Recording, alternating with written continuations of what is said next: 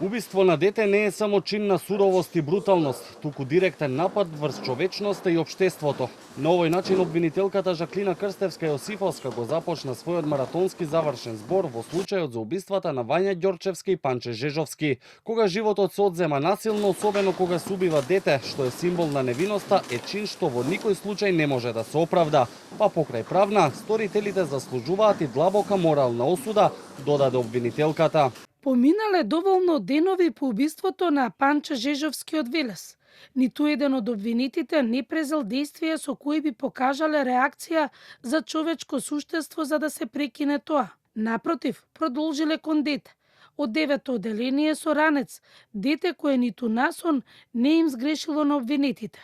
Кажа обвинителката во судницата, преку изведените материјални докази и сказите на сведоците, обвинителството смета дека ги докажало кривичните дела грабнување и убиство, како и помагањето во грабнување за кое се товари таткото на Вања, Александар Ѓорчевски, чие однесување по грабнувањето повторно го потенцираше обвинителката Крстевска-Јосифовска.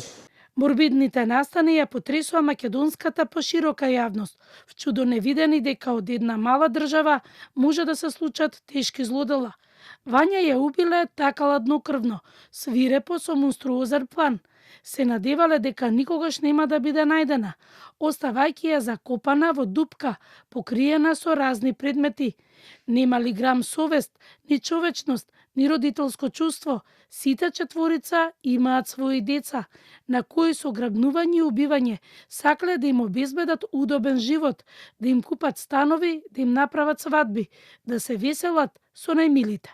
Адвокатот на таткото на Вања, Владимир Туфекџиќ, вели дека е изненаден од завршните зборови на обвинителството, нарекувајќи ги сувопарна компилација на прочитани докази не поврзани едни со други.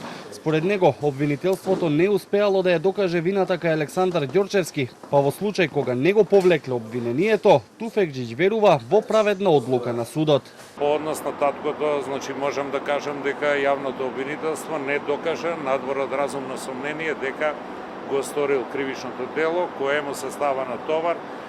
Слушнавте и сами сведоци сте дека единствениот темел на обвинението, на обвинителството за таткото е тоа што во даден момент, значи, според нечија перцепција, тој се однесувал чудно, односно бил чуден.